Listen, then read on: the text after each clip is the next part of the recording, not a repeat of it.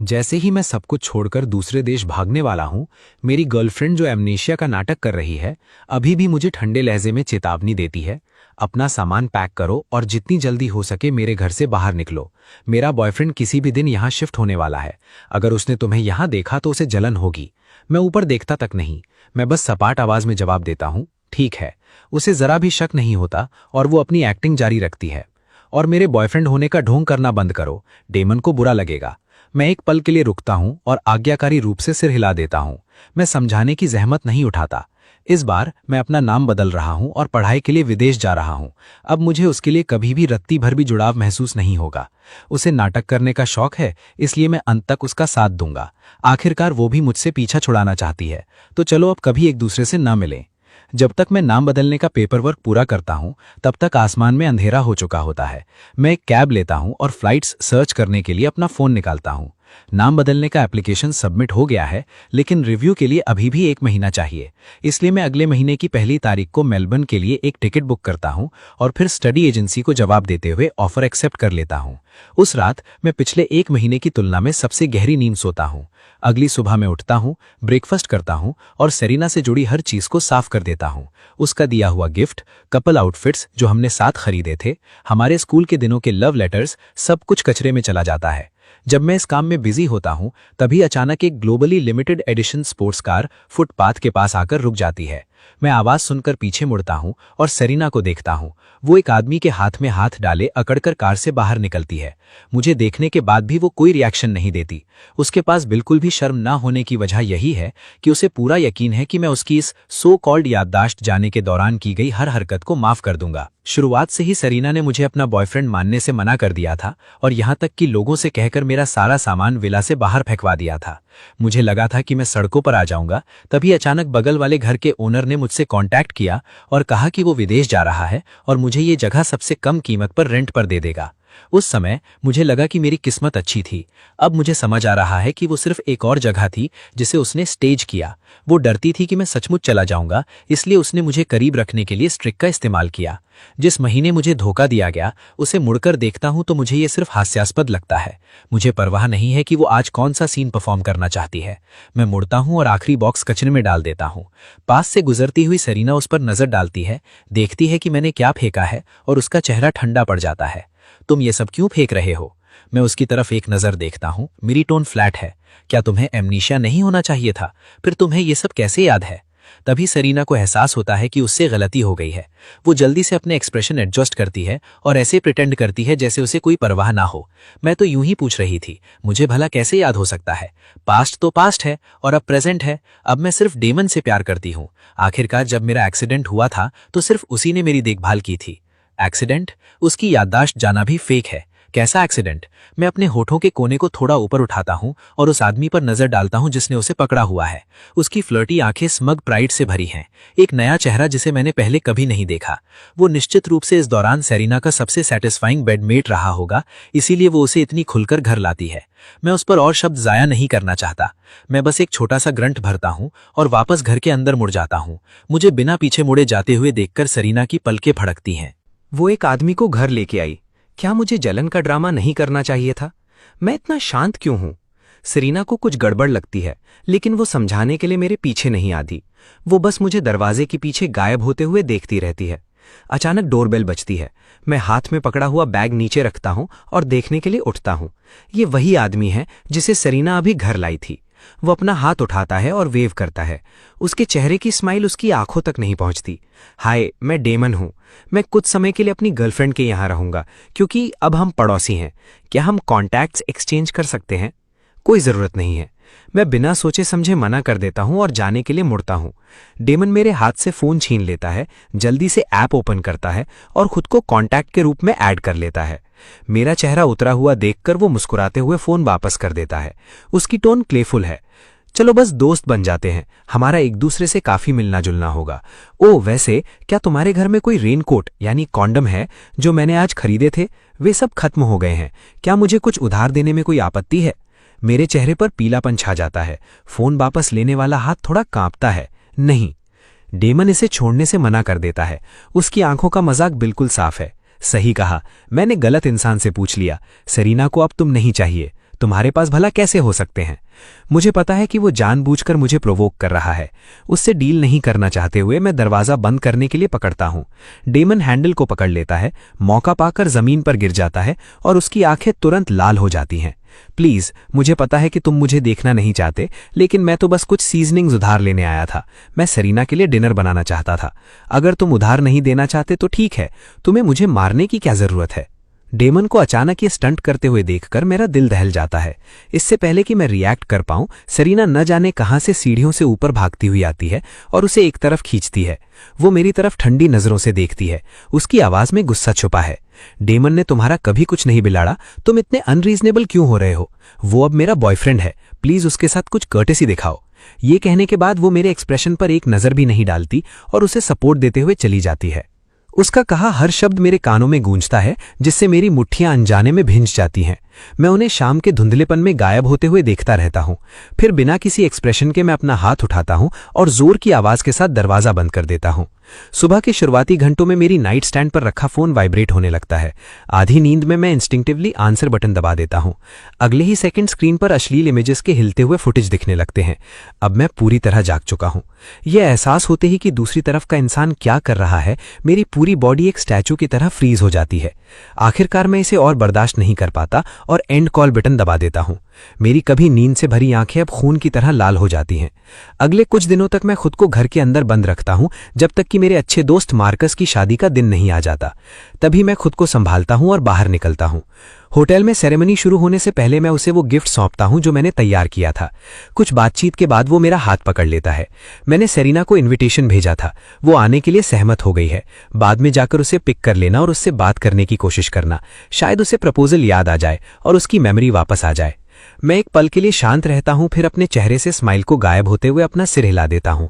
Marcus की आंखों में चिंता की चमक आती है। क्या हुआ? अब और होल्ड ऑन नहीं करना चाहता। मैं जवाब ही देने वाला होता हूं, तभी मैं सेरीना को डेमन के साथ दरवाजे पर आते हुए देखता हूं। मार्कस मेरी नजर का पीछा करता है, उन दोनों को एक दूसरे के गले में हाथ डाले देखता है और उसका चेहरा गुस्से से लाल हो जाता है। वो उनसे भिड़ने के लिए आगे बढ़ता है। मैं जल्दी से उसे पीछे खींचता हूं। मेरी आवाज थकावट से भरी है। छोड़ो इसे, कुछ ही दिनों में सब कुछ खत्म हो जाएगा। मार्कस को समझ नहीं आता कि मेरे कहने का क्या मतलब है। जैसे ही वो मुझे मजबूर करने वाला होता है, बेस्ट मैन पास आता है। सेरेमनी शुरू होने वाली है। काफी समझाने बुझाने के बाद आखिरकार मैं उसे स्टेज पर ले जाता हूं। हॉल में गूंज रही शादी के मार्च की आवाज सुनते हुए मैं एक गहरी सांस लेता हूं और अपनी सीट पर वापस आ जाता हूं। मेहमान पहले से ही बैठे हैं, सिर्फ सेरीना के बगल वाली सीट खाली है। पल भर की हिचकिचाहट के बाद मैं वहां जाता हूं और बैठ जाता हूं। सेरेमनी के दौरान डेमन पूरे समय सेरीना से चिपका रहता है और उससे अपने लिए खाना परोसने को कहता है। वो उसकी हर बात का जवाब देती है, उसके लिए वाइन डालती है और लगातार उसका ध्यान रखती है। यहाँ तक कि जब वो उसे वो डेजर्ट खिलाता है जिसे वो पहले ही काट चुका होता है, तो वो उसे बिना किसी हिचकिचाहट के खा लेती है। उन दोनों को इतना इंटीमेट देखकर मैं स्टेज की तरफ देखता हूँ। मैं खा नहीं पाता, मैं अपने चॉपस्टिक्स को छूता तक नहीं। मेरे बगल में बैठी मार्कस की माँ मेरी प्लेट में कुछ खाना रखती हैं और मुझसे और खाने के लिए कहती हैं। उनकी दयालुता को मना न करते हुए मैं एक डंपलिंग उठाता हूँ। सेरीना ये देखकर आगे बढ़ती है और डंपलिंग छीन लेती है। क्या तुम मरना चाहते हो? इसमें सी फूड की फिलिंग है, तुम्हें एलर्जी है, तुम इसे नहीं खा सकते। डंपलिंग को फर्श पर लुढ़कते हुए देखकर मैं अपना सिर उठाता हूं और उसे गहराई से देखता हूं। तभी सेरीना को अपनी गलती का एहसास होता है। एक अजीब से एक्सप्रेशन के साथ वो समझाने की कोशिश करती है। हमारी हाउसकीपर कभी सी फूड नहीं खरीदती, मैंने उसे तुम्हारी एलर्जी के बारे में कई बार बताया है। ये कहने के बाद वो फिर से मेरी तरफ देखने की हिम्मत नहीं करती। वो मुड़ जाती है और कुछ झींगे उठा लेती है। डेमन उसके करीब झुकता है और उसके कान में कुछ फुसफुसाता है। सेरीना अपने हाथ में जो कुछ भी है उसे नीचे रखती है, उसका हाथ थामती है और हॉल से बाहर निकल जाती है। मुझे कोई परवाह नहीं है कि वे कहाँ जाते हैं। बुके टॉस खत्म होने के बाद ही मैं वॉशरूम जाने के लिए उठता हूँ। जैसे ही मैं दरवाजे के पास पहुंचता हूँ, मुझे अंदर से कुछ आपत्तिजनक आवाजें सुनाई देती हैं। मैं अपने कदम रोक लेता हूँ और अपनी सांसें थाम लेता हूँ। कुछ मिनट की खामोशी के बाद सबसे अंदर वाले स्टॉल से एक धीमी पुरुष आवाज आती है। ऐसी वेडिंग ड्रेस में आने पर भी इतनी टाइट क्यों हो? तुम्हें ये पसंद नहीं है? एक दबी हुई आह के बाद एक हल्की हंसी सुनाई देती है। बेशक मुझे ये पसंद है। मैं अपना सिर उठाता हूं, अपने ऊपर लगे साइन बोर्ड को देखता हूं और अपने नाखून को अपनी हथेली में गहराई से चुभा लेता हूं। हॉलवे में लगातार कदमों की आवाज गूंजती है और वॉशरूम फिर से शांत हो जाता है। मैं बंद स्टॉल पर एक आखिरी नजर डालता हूं, फिर मुड़ता हूं और चला जाता हूं। शादी खत्म होने के बाद मैं मार्कस से अलविदा कहता हूं और नीचे की ओर चल देता हूं। जैसे ही मैं लिफ्ट से बाहर कदम रखता हूं, मुझे सड़क के किनारे खड़ी वही जानी पहचानी स्पोर्ट्स कार दिखाई देती है। मैं इसे न देखने का नाटक करता हूं और टैक्सी रोकने की कोशिश करता हूं। तभी डेमन न जाने कहां से आ जाता है और मेरा हाथ पकड़ लेता है। सेरीना को काम के सिलसिले में जल्दी निकलना पड़ा और वो कार मेरे पास छोड़ गई। हम पास में ही रहते हैं, चलो मैं तुम्हें ड्रॉप कर देता हूं। मैं बिना सोचे समझे मना कर देता हूं, लेकिन डेमन मेरी बात को अनसुना कर देता है, मुझे पैसेंजर सीट पर धकेल देता है, दरवाजे लॉक कर देता है और गैस पर पैर रख देता है। वो गाड़ी तेज चलाता है, मैं बस अपनी सीट बेल्ट ही बांध पाता हूं। रास्ते में डेमन डींगे मारने के बहाने छोटी मोटी बातें करता है, खुलकर भी और थोड़े इशारों में भी। तुम शुरू से जानते थे कि सेरीना अपनी याददाश्त जाने का नाटक कर रही थी, है ना? तुम उसे बेनकाब करने की हिम्मत क्यों नहीं करते? मेरी आंखें एक सेकंड के लिए जम जाती हैं, मेरा चेहरा ठंडा रहता है। तुम्हारे काम की चीज नहीं है। ये मेरे काम की चीज कैसे नहीं है? मैं सेरीना के बगल में खुलकर खड़ा होना चाहता हूं और उसका मंगेतर बनना चाहता हूं। हो सकता है कि उसके दिमाग में अभी ये बात ना हो, लेकिन तुम जानते हो कि वो मेरी मॉडी से कितना प्यार करती है। देर सवेर वो मेरे प्यार में पड़ ही जाएगी। तुम्हें यकीन है? मैं जवाब देने की जहमत नहीं उठाता। मैं खिड़की से बाहर देखने के लिए मुड़ जाता हूं। ये देखकर कि वो मेरी बातों में नहीं आएगा, डेमन फ्रस्ट्रेट हो जाता है और कुछ और ताने मारता है। मैं बस अपनी आंखें बंद कर लेता हूं और ऐसे प्रिटेंड करता हूं जैसे वो वहां है ही नहीं। मेरी इस उदासीनता से डेमन को गुस्सा आ जाता है। वो आगे के इंटरसेक्शन को देखता है, अपने दांत भींचता है और स्टीयरिंग व्हील को जोर से घुमा देता है, जिससे कार क्रैश हो जाती है। जोरदार इंपैक्ट मुझे अनकंट्रोल्ड तरीके से आगे की ओर फेंकता है। जैसे ही मैं अपनी आंखें खोलता हूं, कांच के टुकड़े मेरे चेहरे की तरफ उड़ते हुए आते हैं। मैं खुद को बचाने के लिए इंस्टिंक्टिवली अपने हाथ उठा लेता हूं। मेरे हाथ से गहरा लाल खून टपक रहा है। मैं साइड डोर से जा टकराता हूं। मेरे सिर में एक तेज दर्द होता है, सब कुछ काला हो जाता है। मैं होश खो देता हूं। मैं नहीं पता कि कितना समय बीत चुका है जब मेरे कानों के पास शोर शराबे वाली आवाजें गूंजती हैं। दोनों पेशेंट्स की तुरंत हैंड सर्जरी करने की जरूरत है, लेकिन इस समय केवल एक ही सर्जन अवेलेबल है। जिसका समय पर इलाज नहीं हुआ वो परमानेंट डिसेबिलिटी का शिकार हो सकता है। मिस सेरीना, आप किसे चाहती हैं कि हम बचाएं? ये सुनकर मैं खुद को होश में लाने की कोशिश करता हूं। मैं अपने गले से 2 सेंटेंसेस बाहर निकालता हूं। सेरीना, मैं अभी भी पियानो बजाता हूं, मेरे हाथों में कोई प्रॉब्लम नहीं हो सकती। अगले ही सेकंड मेरी आवाज सुनते ही जो गर्म हाथ मेरे बाएं हाथ को पकड़े हुए था वो अचानक छूट जाता है। जैसे ही मैं ठीक समय पर अपनी आंखें खोलता हूं, मैं सेरीना के चेहरे पर घबराहट की झलक देख लेता हूं। वो डेमन के कंधे पर अपना हाथ रखती है और धीरे से कहती है, पहले डेमन को बचाओ। मुझे नहीं पता कि मैं कब से अंधेरे में गिर रहा हूं, जब आखिरकार मुझे थोड़ा होश आता है। एनेस्थीसिया का असर अभी भी काम कर रहा होगा। मैं अभी अपनी आंखें नहीं खोल सकता, मैं केवल अपने आसपास की आवाजें सुन सकता हूं। 2 लोग बात कर रहे हैं, आवाजें बहुत जानी पहचानी हैं। सेरीना, तुमने चीजों को इतना बड़ा बना दिया है, तुम बाद में इस सबको कैसे साफ करोगी? एथिन के हाथ उसके लिए अपनी जान से भी ज्यादा मायने रखते हैं, लेकिन तुमने पहले डेमिन को बचाया। क्या तुम उसे मारना चाहती हो? मैं भला एथिन को क्यों मारना चाहूंगी? वो बस अचानक जाग गया। अगर मैं पहले उसे बचाने के लिए सहमत हो जाती तो फेक एमनीजिया बेनकाब हो जाता। अभी भी लगभग 20 दिन बचे हैं, मैं बस थोड़ा और खेलना चाहती हूँ। मैं उसे कुछ नहीं होने दूंगी। कुछ नहीं हुआ। क्या तुमने डॉक्टर की बात नहीं सुनी? 1 मिनट और होता तो एथिन का हाथ हमेशा के लिए बर्बाद हो जाता।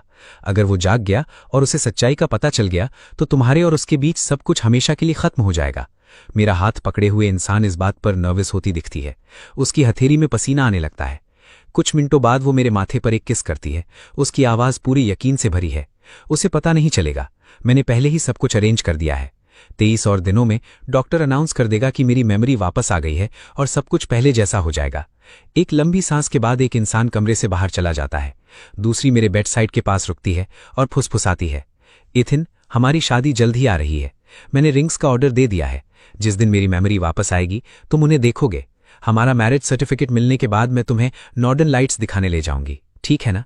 क्या तुम्हें वो विश याद है जो तुमने 3 साल पहले टूटते तारे से मांगी थी, जब तुमने कहा था कि तुम हमेशा मेरे साथ रहना चाहते हो? मैं बहुत खुश हुई थी। मैं भी तुम्हारे साथ बूढ़ी होना चाहती हूँ। एनेस्थीसिया धीरे धीरे कम होता है। मुझे याद आता है कि ये बड़बड़ाने वाला इंसान कौन है। ये मेरी मंगेतर सेरीना है। ऐसा लगता है कि वो मेरा बहुत ख्याल रखती है। हर आधे घंटे में वो डॉक्टर को मेरा चेकअप करने के लिए बुलाती है। वो मुझे धीरे से पानी पिलाती है, मेरे चारों ओर कंबल को टक करती है और मेरे पूरी तरह से जागने तक बिना हिले डुले मेरे पास बैठी रहती है। फिर सारी कोमलता जो उसने मुझ पर बरसाई थी लहरों की तरह पीछे हट जाती है। उसे कमरे से बाहर निकलते हुए देखकर मेरी आंखों में एक व्यंग्य की चमक आती है। मैं अपना फोन उठाता हूं और टाइम चेक करता हूं। तभी मुझे पता चलता है कि मैं 3 दिनों से बेहोश था। मेरे इनबॉक्स में एकमात्र मैसेज अभी भी सिर्फ एड्स और बिल नोटिफिकेशंस हैं। मैं अपनी आंखें बंद कर लेता हूं और चुपचाप प्रेयर करता हूं कि नाम बदलने का पेपर वर्क जल्द ही फाइनल हो जाए। इसके बाद लंबे समय तक सरीना दिखाई नहीं देती, लेकिन डेमिन मुझे हर दिन दर्जनों मैसेजेस भेजता है जो तानों और उनके रिलेशनशिप को फ्लॉन्ट करने वाली तस्वीरों से भरे होते हैं। मैं एक भी मैसेज नहीं खोलता। मैं चैट को म्यूट पर सेट कर देता हूं। कुछ दिनों बाद मैं हॉस्पिटल से डिस्चार्ज हो जाता हूं। जैसे ही मैं हॉस्पिटल के एंट्रेंस पर पहुंचता हूं, मेरी मुलाकात कॉलेज के एक सीनियर से होती है जो कभी स्कूल के दिनों में मेरे पीछे पड़ा था। हम कुछ बातचीत करते हैं। मैं कॉन्वर्सेशन एंजॉय कर ही रहा होता हूं, तभी सरीना न जाने कहां से आ जाती है और मुझे झटके से दूर खींच लेती है। उसका चेहरा काफी उतरा हुआ डार्क है। वो मेरी तरफ घूरती है। उसकी आंखों में गुस्सा है और उसकी आवाज से जेलसी टपक रही है। किसने कहा तुम उसके इतने करीब जा सकते हो? मैं अपना हाथ छुड़ाता हूं, उस पर एक नजर डालता हूं। मेरी आवाज में मजाक है। क्या तुम्हें अमनीजिया नहीं होना चाहिए था? क्या तुमने मुझे अपना बॉयफ्रेंड मानने से मना नहीं किया था? मैं किससे बात करता हूं इससे तुम्हारा कोई लेना देना नहीं है। ये कहने के बाद मैं उसके रिएक्शन का वेट नहीं करता। मैं एक कैब रोकता हूं और चला जाता हूं। स्पीचलेस सरीना बस मुझे जाते हुए देखती रह जाती है। कुछ समय आराम करने के बाद मैं धीरे धीरे रिकवर हो जाता हूं। अपने फ्री टाइम में मैं विदेश जाने के अपने खर्चों का एक रफ एस्टिमेट लगाता हूं और पाता हूं कि टोटल अमाउंट काफी बड़ा है। एक पुराना क्लाइंट मुझे एक बड़ा काम रेफर करता है। कुछ और न करने के कारण मैं इसे एक्सेप्ट कर लेता हूं। जब मैं वेन्यू पर पहुंचता हूं, तब मुझे एहसास होता है कि ये एक बर्थडे पार्टी है। जब मैं सरीना को डेमिन के हाथों में हाथ डाले आते देखता हूं, तो मैं फ्रीज हो जाता हूं। मेरे सीने में एक बैड फीलिंग उठती है, लेकिन मैं पहले ही एडवांस ले चुका हूं, इसलिए मैं उस अजीब फीलिंग को दबा देता हूं और अपना कैमरा निकालता हूं। मुझे देखकर डेमिन तुरंत अपनी टाई सीधी करता है और एक बड़ी सी स्माइल के साथ आगे बढ़ता है। परेशानी के लिए सॉरी। थोड़ा लो एंगल से शूट करने की कोशिश करना और ब्राइटनेस थोड़ी कम रखना। जब मैं बाद में स्टेज पर जाऊं तो जूम इन कर देना। उसकी मांगों की लंबी लिस्ट को फॉलो करते हुए मैं सैकड़ों तस्वीरें लेता हूं, लेकिन डेमियन अभी भी सेटिस्फाइड नहीं है। वो जिद करता है कि मैं रीशूट करूं। पेशेंस के साथ मैं 3 या 4 और वर्जन्स करता हूं। मेरी चोटिल कलाई में फिर से दर्द होने लगता है। डेमियन शॉट्स पर एक नज़र डालता है। उसका चेहरा मजाक से भरा है। ये क्या है, बड़े शॉट फोटोग्राफर? लगता है तुम उतने ग्रेट नहीं हो जितना लोग कहते हैं। चलो बस पहला बैच ही यूज कर लेते हैं। कम से कम उनमें से कुछ तो बर्दाश्त करने लायक हैं। आसपास के लोग अपना मुंह छिपाकर हंसते हैं।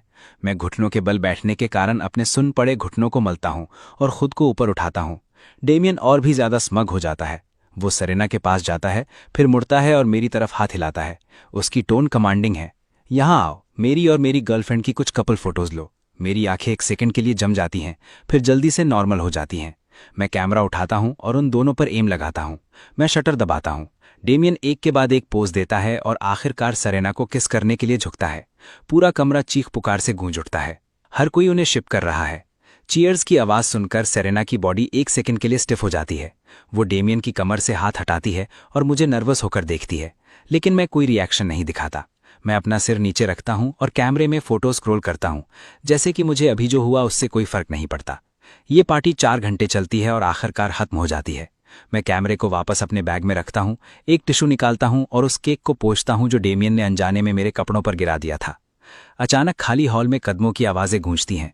मैं ऊपर देखता हूं और डेमियन को एक स्माइल के साथ सीधे मेरी तरफ आते हुए देखता हूं। आज रात की कड़ी मेहनत के लिए थैंक्स। तुम्हारे पास कैश की कमी है ना? मेरे पास फोटोज का एक और सेट है जो मैं चाहता हूं कि तुम क्लिक करो। मैं डबल पे करूंगा। क्या तुम डबल में रेडी हो? मैं एक पल के लिए हिचकिचाता हूं, फिर सिर हिलाकर एग्री कर लेता हूं। डेमियन मुझे सीधे ऊपर होटल के कमरों में ले जाता है। वो शूट का एंगल और कंटेंट सेट करता है। जैसे ही मैं कोने में कैमरा सेट करता हूं, कोई दरवाजा खटखटाता है। डेमियन जवाब देने में जल्दबाजी नहीं करता। वो मुझे एक मीनिंगफुल स्माइल देता है। ये शुरू होने वाला है। सब कुछ फिल्म करना याद रखना। वो पर्दा खींचकर बंद कर देता है, जिससे कोना कवर हो जाता है और कैमरे के लिए केवल एक छोटा सा गैप बचता है। मैं उस सकरी जगह में सिमट जाता हूं। पास आते कदमों की आवाज सुनता हूं। डिम लाइटिंग में डेमियन एक महिला को धीरे धीरे अंदर लाता है। उनकी बॉडीज एक दूसरे में उलझी हुई हैं। लेंस के जरिए सेरेना को डेमियन के साथ उलझा हुआ देखकर ट्राइपॉड पर मेरा हाथ तेजी से भींच जाता है। मैं ठीक उसी कमरे में हूं। कमरे में गर्मी और भी ज्यादा बढ़ जाती है। लगातार आती आवाजों को सुनते सुनते मैं लगभग सुन्न हो चुका हूं। सांस लेना भी मुश्किल हो जाता है। टाइम जैसे रेंगने लगता है। सुबह के 3 बजे शोर रुक जाता है और शावर चलने लगता है। मैं पर्दा पीछे खींचता हूं और अपने सुन्न पैरों को बाहर घसीटता हूं। मैं फर्श पर बिखरे कपड़ों के ऊपर से कदम बढ़ाता हूं, मेमोरी कार्ड टेबल पर रखता हूं और दरवाजा खोलता हूं। सुबह होने से पहले की सड़कें खाली हैं। मैं अकेला ही बिना किसी मकसद के भटकता हूँ। मुझे नहीं पता कि मैं कितनी देर चलता हूँ। मैं अपनी सूजी हुई आंखें उठाता हूँ तो मुझे एहसास होता है कि मैं किसी तरह अपने हाई स्कूल वापस आ गया हूँ। दबी हुई यादें उस ट्रैक पर वापस आ जाती हैं जहां सेरेना ने मुझे 1000 मीटर तक घसीटा था। वो छोटा हॉल जिसे उसने मेरे बर्थडे के लिए गुलाबों से भर दिया था। वो फ्लैग पोल जहां उसने पूरे स्कूल के सामने मुझसे कन्फेस किया था। सब कुछ वैसा ही है जैसा था, लेकिन उसके बीच खड़े होकर मुझे वैसा कुछ भी महसूस नहीं हो रहा जैसा कभी होता था। मैं एकेडमिक बिल्डिंग की तरफ चलता हूं और प्रिंसिपल हार्टले से मिलता हूं, जो अभी अभी काम के लिए पहुंचे हैं। स्कूल के दिनों में सेरेना द्वारा मेरा ग्रैंड पीछा किए जाने के कारण लगभग हर टीचर मुझे पहचानता है। प्रिंसिपल हार्टले मुस्कुराते हैं और मेरा स्वागत करते हैं। ईथन, अचानक स्कूल वापस कैसे आना हुआ? सेरेना कहाँ है? मैंने सुना है कि तुम दोनों की कुछ समय पहले सगाई हो गई थी। क्या तुम यहाँ इन्विटेशन देने आए हो? मैं एक छोटी सी स्माइल जबरदस्ती लाता हूँ और सब्जेक्ट चेंज कर देता हूँ। वापस आए हुए काफी समय हो गया है। मैं बस पास से गुजर रहा था और टीचर्स से मिलना चाहता था। हम चलते हैं और बात करते हैं, कई पुरानी यादों को ताज़ा करते हैं। ये हम दोनों के लिए इमोशनल है। अलग होने से पहले प्रिंसिपल हार्टले को कुछ याद आता है। वो अपने ऑफिस के कैबिनेट से एक पीली डायरी निकालते हैं और उसे सौंप देते हैं। ये सालों पहले एक स्टडी हॉल के दौरान सेरेना से जब्त की गई थी, जब मैं डिसिप्लिन चेक कर रहा था। चूंकि शादी आने वाली है इसलिए मैं इसे तुम्हें वापस कर रहा हूँ। मैं एक पल के लिए फ्रीज हो जाता हूँ, इसे लेता हूँ और उनके सामने झुकता हूँ। रास्ते में मैं डायरी खोलता हूँ और सबसे पहली चीज जो मुझे दिखती है वो सेरेना की एलिगेंट हैंडराइटिंग है। जैसे जैसे मैं पढ़ता हूँ मेरी नाक में चुभन होने लगती है और आंखें अनकंट्रोल तरीके से रोने लगती हैं। एक के बाद एक आंसू गिरने लगते हैं। वे पास्ट के लिए एक शोक भी है और एक फेयरवेल भी। जब तक कार विला के गेट पर रुकती है मैं अपने उथल पुथल इमोशंस को शांत कर चुका होता हूँ। मैं डायरी बंद करता हूँ, कार का दरवाजा खोलता हूँ और सेरेना से आंखें मिलाता हूँ, जो अभी अभी पहुंची है। उसकी गर्दन पर चमकीले लाल किस के निशान देखकर मुझे रात में जो हुआ था वो याद आता है और मैं अपनी नजरें हटा लेता हूँ। सेरेना नोटिस करती है कि ऐसा लग रहा है जैसे मैं रो रहा था। वो भौहें सिकोड़ती है और पूछने का कोई सटल तरीका ढूंढने ही वाली होती है कि तभी डेमन, जो उसे पकड़े हुए है, वो भी मेरी लाल आंखों को नोटिस करता है और मजाक उड़ाता है। कल रात की कड़ी मेहनत के लिए थैंक्स। मैंने तुम्हें बाकी का पेमेंट पहले ही भेज दिया है। तुमने जो शूट किया उससे मैं बहुत सेटिस्फाइड हूँ। वो भी सेटिस्फाइड ही होगी, है ना? उसके इस सजेस्टिव शब्दों को सुनकर सेरेना की भौहें तेजी से फड़कती हैं। किससे सेटिस्फाइड? शाम के वक्त की बर्थडे फोटोज से, बेशक, और क्या हो सकता है? बाद वाली फोटोज। उसके ढीले होठों को देखकर सेरेना का दिल एक पल के लिए रुक जाता है। वो जल्दी से उसका मुंह ढक लेती है। मैं उन दोनों को इग्नोर करता हूँ। मैं मुड़ता हूँ और घर की तरफ चल देता हूँ। कचले के डिब्बे के पास से गुजरते हुए मैं लापरवाही से डायरी को अंदर फेंक देता हूँ। प्यार और सच्चाई से भरे हुए जवानी के वे साल अब हमेशा के लिए दफन हो चुके हैं। निकलने से पहले मैं लैंडलॉर्ड को मैसेज करता हूं और उससे कहता हूं कि मैं लीज रिन्यू नहीं करूंगा। वो लगातार वजह पूछता रहता है। मैं कैजुअल सा बहाना बना देता हूं।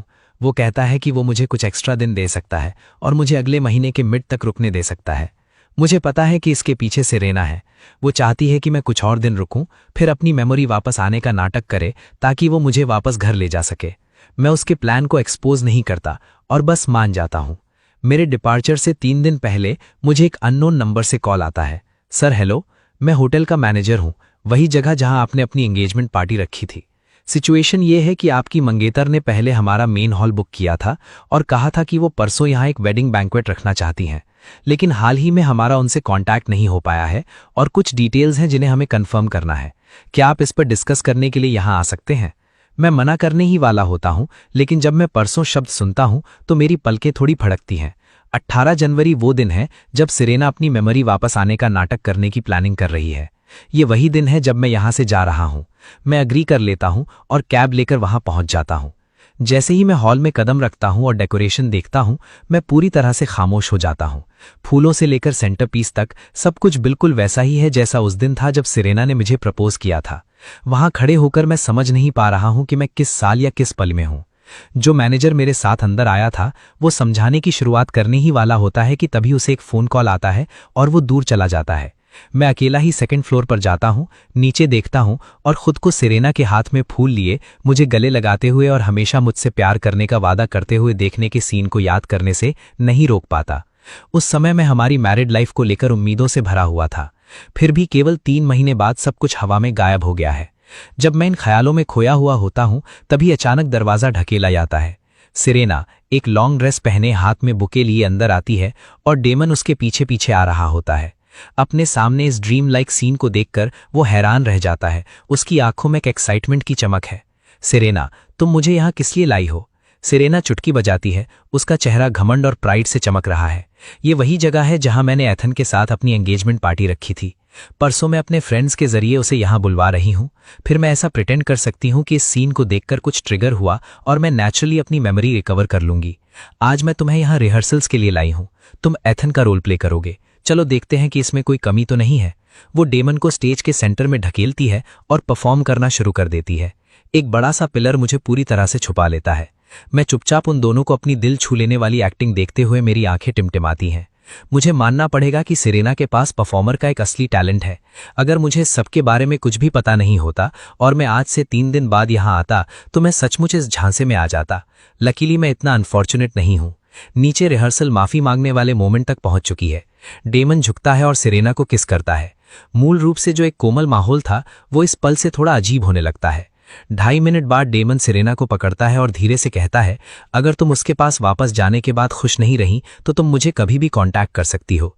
यह सुनकर सेरेना की आंखों में एक तिरस्कार की झलक आती है। उसकी आवाज में एक अजीब सा यकीन है। अगली बार ऐसा नहीं होगा। 3 दिन में ये सब खत्म हो जाएगा। मैं सिर्फ और सिर्फ एथन की होंगी। ऐसा है क्या? मैं अपनी आंखों में छिपे मजाक को छुपाने के लिए अपनी नजरों को नीचे कर लेता हूं। अपने दिल में मैं उसे अपना जवाब देता हूं, बहुत देर हो चुकी है सेरेना, अब मुझे तुम नहीं चाहिए। मेरे जाने से 2 दिन पहले मुझे खबर मिलती है कि नाम बदलने का प्रोसेस पूरा हो गया है। मैं बाहर जाता हूं और अपनी नई आईडी और पासपोर्ट ले आता हूं। जब तक मैं घर पहुंचता हूं तब तक शाम हो चुकी होती है। मैं ऊपर देखता हूं तो सेरेना को दरवाजे पर वेट करते हुए पाता हूं। ऐसा लगता है जैसे वो मेरा ही इंतजार कर रही थी। मुझे देखकर उसकी आंखें अनिश्चितता से फड़कती हैं। उसकी आवाज में हिचकिचाहट है। तुम कहाँ थे? मैं अपनी चाबी से दरवाजा खोलता हूं। मेरी टोन शांत है। क्या तुम्हें कोई काम था? सेरेना अपने हाथ पॉकेट्स में डाल लेती है और ऐसे प्रिटेंड करती है जैसे कुछ हुआ ही ना हो। कुछ नहीं, फोरकास्ट ने बस कहा है कि कल भारी तूफान आएगा, इसलिए अगर जरूरत ना हो तो बाहर मत जाना। वो क्लियरली कल मुझे ना ढूंढ पाने से डर रही है और वो ऐसा बचकाना बहाना बनाकर आई है। मुझे हंसी आ रही है लेकिन मैं इसे दबा लेता हूं और बस सिर हिला देता हूं। समझ गया। मेरे इस बेरुखे एक्सप्रेशन को देखकर सेरेना के अंदर एक घबराहट की अजीब सी लहर उठती है। उसने महसूस किया है कि मेरा बिहेवियर आजकल अजीब रहा है, लेकिन असल में क्या गड़बड़ है वो कह नहीं पा रही है। मेरे जाने वाले दिन मैं जल्दी उठ जाता हूँ। दोपहर 2 बजे मेरी फ्लाइट होने के कारण मेरे पास जो कुछ भी बचा था मैं उसे फेंक देता हूँ। खाली कमरे को देखते हुए जहाँ केवल 2 सूटकेस बचे हैं, मैं राहत की एक लंबी सांस लेता हूँ। 11 बजे डोरबेल बजती है। मैं दरवाज़ा थोड़ा सा खोलता हूँ और सेरेना के क्लोज फ्रेंड्स को देखता हूँ। ईथन, हम जानते हैं कि तुम इस पूरे समय सेरेना की कंडीशन से तंग आ चुके हो। तुम्हारे पास कोई एनर्जी नहीं बची है।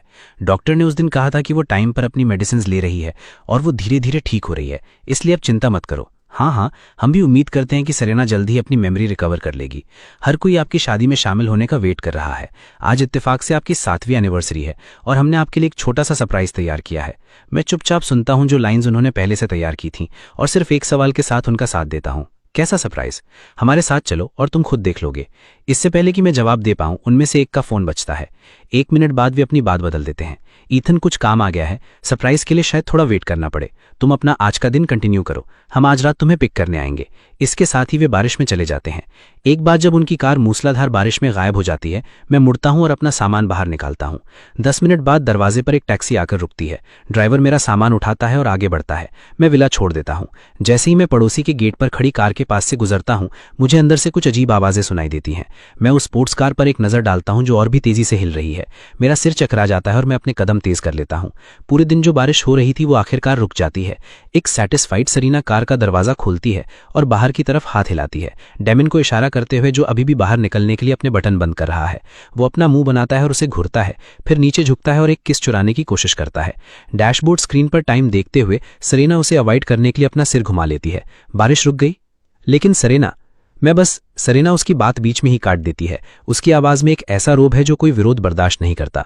मैंने तुम्हें शुरू से ही बताया था कि हम सिर्फ 2 महीने का गेम खेल रहे थे। टाइम अब खत्म हो गया है। अब तुम्हारे स्टेज से बाहर जाने का समय आ गया है। जब कार होटल के बाहर रुकती है तो वो मेन हॉल में नहीं जाती, वो सीधे ऊपर की ओर जाती है। पूरी दोपहर मटर गश्ती करने के बाद उसके कपड़े सुकड़ गए हैं। उसे फ्रेश होने की जरूरत है।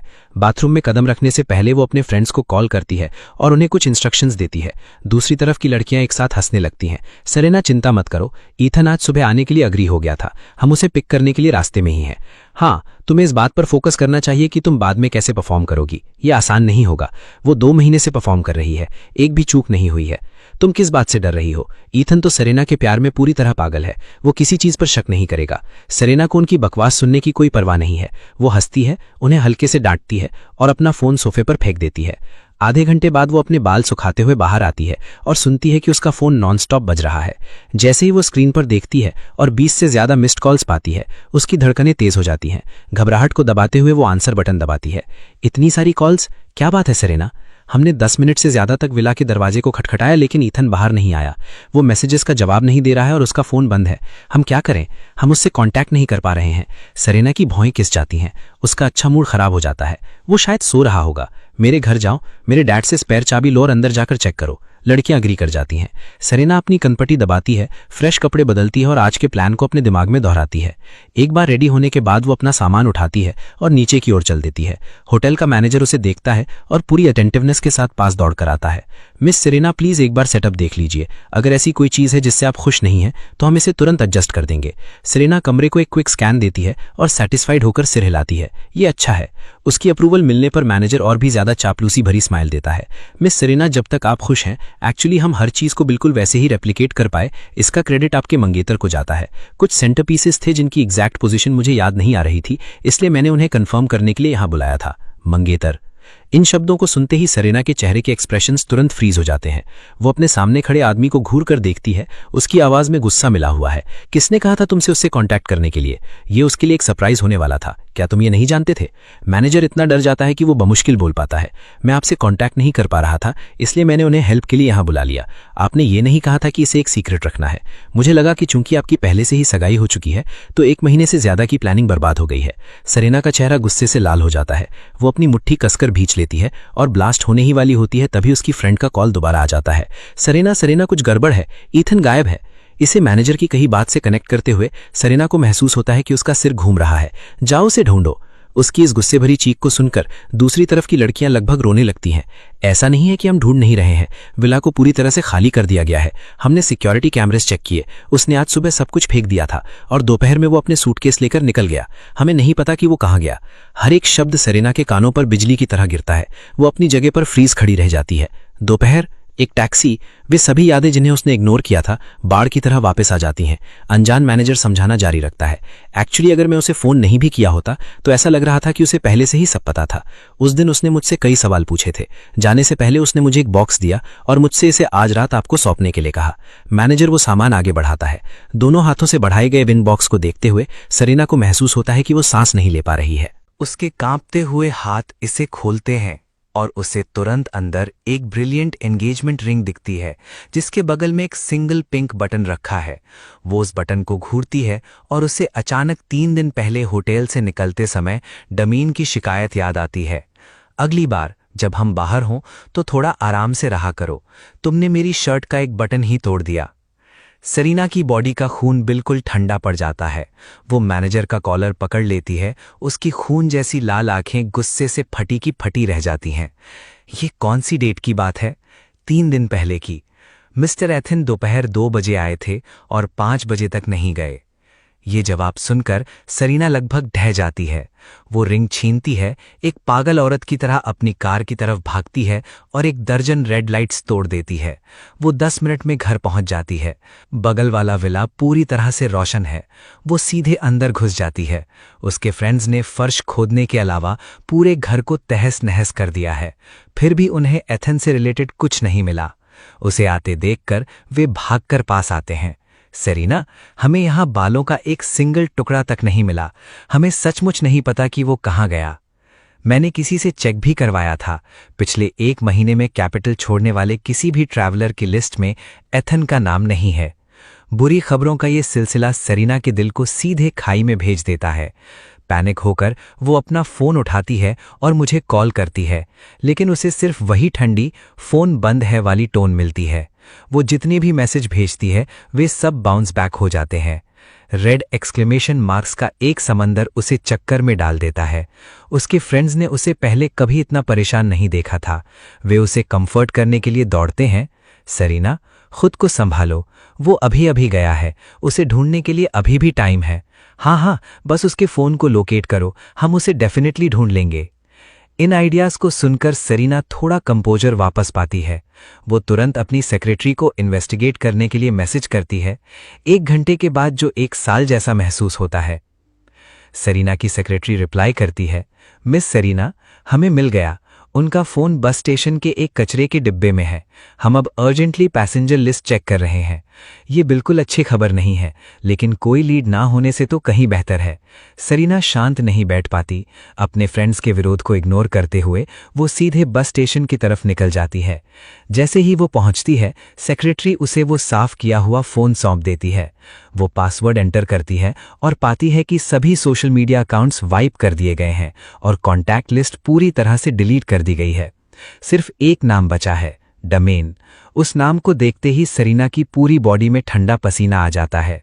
वो खुद को संभालने में काफ़ी समय लेती है, इससे पहले कि आखिरकार वो चार्ट ओपन करने की हिम्मत जुटा पाए। लेटेस्ट मैसेज एक वीडियो है जो डमेन ने आज दोपहर भेजा था, जिसे एक कार के अंदर फिल्माया गया था।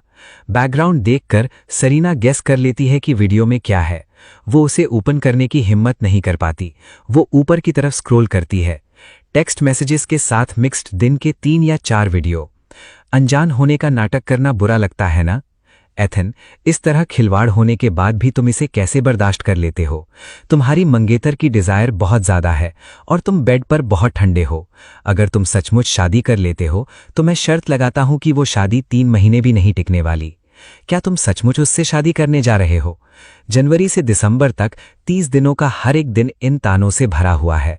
सरीना का दिमाग गुस्से से भर जाता है। उसके अंदर अब सिर्फ एक ही थॉट बचा है, डमेन का सामना करना। वो तेज स्पीड से घर भागती है और जैसे ही वो कार से बाहर कदम रखती है, उसे दरवाजे पर सामान का ढेर लगा हुआ दिखता है। डमेन सर्वेंट्स को सामान शिफ्ट करने का डायरेक्शन दे रहा है। उसे वापस आते देखकर वो तुरंत उससे चिपक जाता है। तुम वापस क्यों आ गई? मुझे छोड़ने का मन नहीं कर रहा था ना? मुझे किस करो और मैं रुक जाऊंगा। अपने चेहरे से महज कुछ इंच की दूरी पर उस हैंडसम चेहरे को देखते हुए सरीना अब खुद को नहीं रोक पाती। वो अपना हाथ उठाती है और अपनी पूरी ताकत से उसे एक थप्पड़ मारती है। एक तेज कड़कती आवाज के साथ डमेन जमीन पर गिर जाता है। उसका पीला गाल लाल हो जाता है और सूज जाता है। वो अविश्वास से ऊपर देखता है। सरीना, तुमने ऐसा क्यों किया?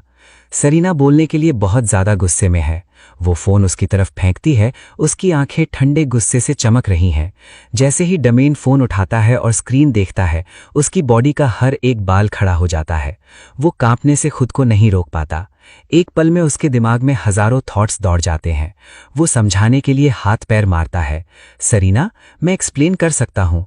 एक्चुअली एथन ने मुझे पहले ऐड किया था। वो तुम्हारी फेक एमनीशिया के बारे में पहले से जानता था। मैं बस तुमसे बहुत ज्यादा प्यार करता था, इसी वजह से मुझसे ये गलती हो गई। इस समय सरीना के लिए ये शब्द आग में घी डालने जैसे हैं। वो अपने इमोशन से कंट्रोल खो देती है, अपने बॉडीगार्ड्स को उसे ऊपर खींचने का ऑर्डर देती है और उसकी गर्दन को जानलेवा पकड़ से दबोच लेती है। दम घुटने के कारण डमेन डेस्परेटली छटपटाने लगता है। उसका चेहरा लाल से बैंगनी होने लगता है। ठीक उसी पल जब उसे लगता है कि उसका गला घोटकर उसे मार दिया जाएगा, उसके फ्रेंड्स देर से वहां पहुंचते हैं और ये सीन देखते हैं। उनके चेहरे डर से सफेद पड़ जाते हैं और वे उसे बचाने के लिए आगे दौड़ते हैं। सरीना, शांत हो जाओ। इस समय सबसे अर्जेंट चीज एथन को ढूंढना है। हाँ, वो हमारे हाथों में है। हम इस हिसाब को बाद में चुकता कर सकते हैं। ये सुनकर सरीना आखिरकार रुक जाती है। वो फर्श पर गिरे हुए उस आदमी पर एक आखिरी नजर डालती है। उसकी आवाज रोंगटे खड़े कर देने वाली ठंडी है। उसे मैडम वेरा के पास भेज दो। उस नाम को सुनते ही डमेन, जो सेमी कॉन्शियस अधमरा सा था, अचानक होश में आ जाता है। वो रेंगता हुआ सरीना के पास जाता है और उसके पैर पकड़ लेता है। उसकी आवाज गिड़गिड़ाहट से भरी है। सरीना, नहीं सरीना, मैं 2 महीने तक तुम्हारे साथ था। मुझे इस बार बख्श दो। बस मुझे जाने दो और मैं कसम खाता हूं कि मैं तुम्हें फिर कभी परेशान नहीं करूंगा। प्लीज, मैं तुमसे भीख मांगता हूं। सरीना कोई एक्सप्रेशन नहीं दिखाती। उसके फ्रेंड्स की एक शब्द बोलने की हिम्मत नहीं होती। वे उसे कार में घसीटते हैं। डमेन खुद को छुड़ा नहीं पाता। वो रियर व्यू मिरर में घर को छोटा होता देखने के अलावा कुछ नहीं कर सकता। उसकी डेस्परेट चीखें कार में गूंजती हैं। लड़कियों के चेहरे ठंडे पड़ जाते हैं। अगर तुम सीधे रहते, मुसीबतों से दूर रहते, पैसे लेते और चले जाते तो तुम्हारी लाइफ सेट हो जाती। लेकिन नहीं, तुम अपनी औकात नहीं जानते थे और तुमने जाकर एथन को प्रवोक कर दिया। तुम इसी के लायक थे। इससे सबक सीखो, मैडम वेरा के यहाँ ओबीडियंट बनकर रहना और शायद तुम्हारी जान बच जाए, वरना उनके लोगों के तरीकों से तुम बहुत सारे टॉर्चर की उम्मीद कर सकते हो। फ्लाइट सबू मेजबर्न में लैंड करती है। मैं सोचता हूँ कि एक रात होटल में आराम करता हूँ, फिर अपना सामान उस अपार्टमेंट में ले जाता हूँ जिसे मैंने पहले से अरेंज किया था। अगले कुछ दिनों में मैं बहुत सारी डेली नेसेसिटीज खरीदता हूँ। खाली कमरा धीरे धीरे भरने लगता है। जैसे ही मैं चीज़ों को सॉर्ट करता हूँ, मैं अपने फ्यूचर रूममेट के साथ कॉन्टैक्ट में रहता हूँ जो कुछ दिनों बाद आने वाला है। धीरे धीरे मैं लोकल लाइफ के लिए अडेप्ट यानी ढल जाता हूँ। अपनी कुकिंग स्किल्स की बदौलत मैं आसानी से इंटरनेशनल स्टूडेंट्स के सर्कल में ब्लेंड हो जाता हूँ और बगल के 2 लड़कों के साथ फ्रेंड बन जाता हूँ। वे मुझे सिटी एक्सप्लोर कराने के लिए बाहर ले जाते हैं, मुझे पास के रेस्टोरेंट्स और लोकल अट्रैक्शन से इंट्रोड्यूस कराते हैं। कुछ दिन साथ रहने के बाद मेरी फोटोग्राफी स्किल्स को मेरे नए फ्रेंड्स से रिकग्निशन मिलती है और मैं लोकल फोटोग्राफी कम्युनिटी में भी शामिल हो जाता हूं। मेलबर्न में अपने 10वें दिन में अपना पहला फोटोग्राफी जॉब पूरा करता हूं। मैं अपने अकाउंट में नए डिपॉजिट हुए $300 को देखता हूं और सेटिस्फाइड फील करता हूं। अगली सुबह मेरा नया रूममेट लियो भी आ जाता है। हम जल्दी ही क्लोज फ्रेंड्स बन जाते हैं। दिन बीतते जाते हैं। कॉलेज शुरू होने वाला है। क्लासेस शुरू होने से एक दिन पहले मैं खुद पूरा खाना बनाता हूं और अपने बनाए हुए फ्रेंड्स को डिनर पर इनवाइट करता हूं। 1 महीने साथ रहने के बाद हर कोई काफी करीब आ गया है। कुछ ड्रिंक्स के बाद हम एक साथ जुट जाते हैं और गॉसिप शुरू कर देते हैं। मुझे नहीं पता कि किसने शुरू किया, लेकिन हर कोई अपने अपने एक्सेस के बारे में बड़बड़ाने लगता है। लियो हंसता है और कैजुअली पूछता है, सबकी बारी आ चुकी है। इथन, क्या तुम्हारे पास हमसे शेयर करने के लिए कोई सीक्रेट्स हैं? मेरे चेहरे की स्माइल फ्रीज हो जाती है। जब बाकी लोग शेयर कर रहे थे तो कुछ ने अपने एक्स द्वारा धोखा दिए जाने का मेंशन किया था। सुनते समय मैंने इसे एक मजाक की तरह लिया था, लेकिन जब टॉपिक सचमुच मेरी तरफ मुड़ता है तो मुझे शब्द बोलना मुश्किल लगता है। इतने समय के बाद सेरेना का नाम सोचकर मुझे अब कोई दुख महसूस नहीं होता, लेकिन मुझसे 2 या 3 साल छोटे लड़कों के ग्रुप के सामने जो अभी अभी स्कूल से निकले हैं और दुनिया के बारे में मासूम हैं, मुझे नहीं पता कि कैसे बोलूं। आखिरकार 10 साल का साथ, एक 7 साल का रिलेशनशिप, शादी से सिर्फ 1 या 2 महीने की दूरी, और जब पहला प्यार धोखा दे तो ये बहुत ट्रैजिक लगता है। मैं उनके चेहरों पर दया या सिंपैथी नहीं देखना चाहता। 10 सेकंड की खामोशी लियो को कुछ असामान्य होने का एहसास करा देती है। वो मुझे अजीब स्थिति से बचाने के लिए टॉपिक को दूसरी तरफ मोड़ देता है। जब हम पेट भर खा पी लेते हैं और गैदरिंग खत्म होती है तो लियो आकर माफी भी मांगता है। ईथन, मेरा वो मतलब नहीं था, आई एम सॉरी। मुझे पता है कि वो जानबूझकर नहीं था। मैं बस मुस्कुराता हूं और हाथ हिलाकर बात टाल देता हूं। अपने बेडरूम में वापस आकर मैं अपना फोन खोलता हूं और उस नए अकाउंट में लॉगिन करता हूं जिसे मैंने 1 महीने पहले रजिस्टर किया था। कई फ्रेंड्स मुझे नॉनस्टॉप मैसेजेस भेज रहे हैं। मैं हर एक को उनकी चिंता के लिए थैंक्स कहते हुए रिप्लाई करता हूं। मार्कस तुरंत रिप्लाई करता है, ईथन, तुम विदेश गए और दुनिया के नक्शे से ही गायब हो गए। तुमने मुझे बुरी तरह डरा दिया था। बस स्क्रीन को देखकर मैं इमेजिन कर सकता हूं कि वो इस समय किस टोन का यूज कर रहा है। मैं एक हल्की सांस लेता हूं और जल्दी से माफी मांगता हूं। उसे बताता हूं कि मैं सेफ हूं। हम दोनों एक दूसरे की रीसेंट लाइफ के बारे में बातें करते हैं, जब तक कि मैं बातचीत के बीच में ही सो नहीं जाता। जब मैं अगले दिन उठता हूं तो मुझे मार्कस के 99 मैसेजेस दिखते हैं। मेरी आंखें फटी की फटी रह जाती हैं। एक एक करके उन्हें देखते हुए मुझे एहसास होता है कि उनमें से ज्यादातर सेरेना के बारे में है। तुम्हारे जाने के बाद सेरेना हर कुछ दिनों में मेरे पास आती रही और पूछती रही कि तुम कहाँ गए। चिंता मत करो, मैंने अपना मुंह बंद रखा, एक शब्द नहीं कहा। अच्छा हुआ कि तुम एयरपोर्ट जाने से पहले बस स्टेशन पर रुक गए थे। वो अभी भी सोचती है कि तुम हाई स्पीड रेल से गए हो और पूरे देश में तुम्हें ढूंढ रही है। मैंने सुना है कि सेरेना दिनों से बार में ड्रिंक कर रही है। कुछ दिन पहले उसने इतना ड्रिंक किया कि उसके पेट से ब्लीडिंग होने लगी और उसे हॉस्पिटल भेजना पड़ा। उसके साथ ऐसा ही होना चाहिए था। वो तुम्हारे पेरेंट्स को ढूंढने भी गई थी, लेकिन तुमने तो बहुत पहले ही उनसे सारे रिश्ते तोड़ दिए थे, इसलिए उन्हें कुछ पता नहीं होगा। सेरेना के बारे में इन मैसेजेस को पढ़कर मुझे कुछ भी महसूस नहीं होता। दूर बहती साफ नदी को देखते हुए मेरे विचार बहुत दूर चले जाते हैं। जब मैं 12 साल का था, मेरे पेरेंट्स का डिवोर्स हो गया और दोनों ने नई फैमिलीज शुरू कर ली। कोई भी मुझे नहीं चाहता था, इसलिए उन्होंने मुझे मेरी दादी के पास छोड़ दिया जो अकेली रहती थी। जिस साल मैं 17 साल का हुआ, दादी का देहांत हो गया। मैं अपनी फैमिली में अकेला बचा था। 18 साल की उम्र में जब मैं सेरेना के साथ रहने के लिए अग्री हुआ तो उसने वादा किया था कि वो मुझे एक घर देगी। मैंने उसकी बात पर यकीन किया और 7 साल तक वेट किया, सिर्फ एक हास्यास्पद एमनीजिया स्कैम यानी याददाश्त जाने का नाटक और उसकी चीटिंग की रियलिटी का सामना करने के लिए। उन लंबे 30 दिनों को मुड़कर देखता हूं तो मैं अभी भी कांप जाता हूं। शुक्र है ये सब अब मेरे पीछे छूट चुका है। मैं पर्दा हटाता हूं और चमकदार धूप अंदर आ जाती है, जो मेरे अंदर की ठंडक को दूर भगाती है। 8 बजे का अलार्म बजता है। मैं कपड़े बदलता हूं, अपना बैग उठाता हूं और लियो के साथ कॉलेज के लिए निकल जाता हूं। फ्रेशमैन ओरिएंटेशन ऑडिटोरियम में हो रहा है। मैं एनर्जेटिक यंग लोगों की भीड़ के बीच बैठता हूं, प्रिंसिपल के गंभीर शब्दों को सुनता हूं। अवास्तविकता का जो बादल मेरे दिल पर छाया हुआ था वो धीरे धीरे गायब हो जाता है। मेरा फ्यूचर आखिरकार शुरू हो चुका है। दूसरी तरफ जैसे ही सरीना की आंख खुलती है, डिसइंफेक्टेंट की तेज स्मेल उससे टकराती है। अल्कोहल के आफ्टर इफेक्ट्स अभी भी बने हुए हैं। उसका सिर भारी और चकरा रहा है, उसका पेट खट्टा है और हल्के दर्द से दुख रहा है। वो खालीपन से चारों ओर घूमती है क्योंकि उसका धुंधला दिमाग धीरे धीरे साफ होता है। उसकी देखभाल कर रहे स्टर्लिंग फैमिली के मेंबर्स देखते हैं कि वो जाग गई है। वे राहत की सांस लेते हैं, लेकिन उनके चेहरे गंभीर बने रहते हैं। तुम एक आदमी के पीछे कब तक ये सब जारी रखोगी? उसके फ्रेंड्स भी चारों ओर इकट्ठा हो जाते हैं और ईमानदारी से उसे समझाने की कोशिश करते हैं। ईथन को गए हुए 1 महीना हो चुका है और उसकी तरफ से कोई खबर नहीं है। वो क्लियरली ये जानबूझकर कर रहा है। सेरेना, इसे जाने दो। तुम्हें कैसा आदमी नहीं मिल सकता? तुम क्यों खुद को इसी एक पेड़ पर फांसी लगाना चाहती हो? सेरीना ने इस पिछले महीने में ये शब्द अनगिनत बार सुने हैं। वे कभी उसके दिल में नहीं उतरे और अब वे बस हवा की तरह उसके पास से गुजर जाते हैं। उसकी लाल आंखों में कोई फोकस नहीं है और वे बेजान हैं। उसके पतले होंठ कसकर भिंचे हैं। उसके बिना मेकअप वाले चेहरे पर जिद के अलावा कुछ नहीं दिख रहा है। उसे सेल्फ डिस्ट्रक्शन की इस स्टेट में डूबा देखकर मिसेस स्टर्लिंग अपना गुस्सा नहीं रोक पाती। वो आखिरकार ब्लास्ट हो जाती हैं। तुम स्टर्लिंग फैमिली की इकलौती बेटी हो। स्टर्लिंग ग्रुप का फ्यूचर तुम्हारे कंधों पर है और तुम दिन ब दिन रोमांस में डूबी हुई हो। ये कैसा लगता है? मैं तुम्हें आखिरी बार बता रही हूं, मैंने पहले ही तुम्हारा नया दूल्हा चुन लिया है। तुम आज से 5 दिन बाद शादी में शामिल होगी। अगर तुम ऐसे ही इमेच्योर बनी रही तो खुद को स्टर्लिंग मत कहना। इसके साथ ही मिसेस स्टर्लिंग उसकी तरफ एक नज़र भी नहीं डालती। वो दरवाज़ा जोर से बंद करके बाहर निकल जाती हैं। कमरे में सन्नाटा छा जाता है। उसके फ्रेंड्स की सांस लेने तक की हिम्मत नहीं होती। सरीना खुद को संभालती है। उसकी आवाज़ भारी और थकी हुई है। मेरी माँ ने किसे चुना है? सेबेस्टियन, हेस फैमिली का तीसरा बेटा। सरीना एक ठंडी सांस लेती है। उसकी आंखें बर्फीली हो जाती हैं। जाओ उससे कह दो, मेरी शादी का फैसला मेरे अलावा कोई और नहीं कर सकता। अगर वो समझदार है तो वो खुद ही ये एंगेजमेंट कैंसिल कर देगा, वरना हेस फैमिली को कोई रिस्पेक्ट न देने के लिए मुझे ब्लेम मत करना।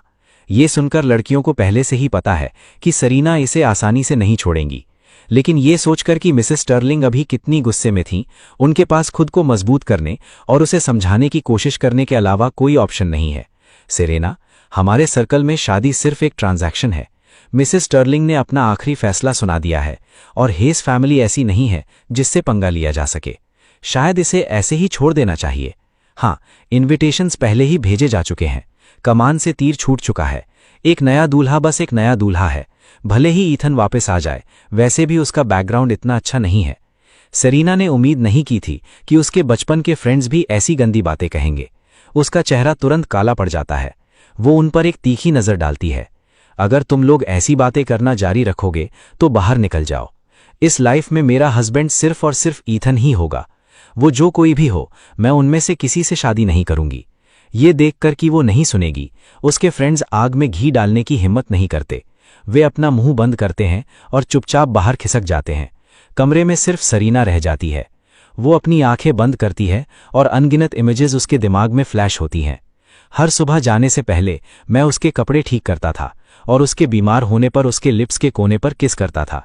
मेरी चिंता के आंसू, गरम दवाई जो मैं उसके हाथ में लाता था, हर एनिवर्सरी के लिए जो सरप्राइजेस मैंने केयरफुली प्रिपेयर किए थे, साल दर साल साथ रहने का वादा, वे सभी छोटी छोटी चीज़ें जिन्हें उसने कभी ग्रांटेड मान लिया था, अब ऐसी चीज़ें बन गई हैं जिनके लिए वो सिर्फ तरस सकती है।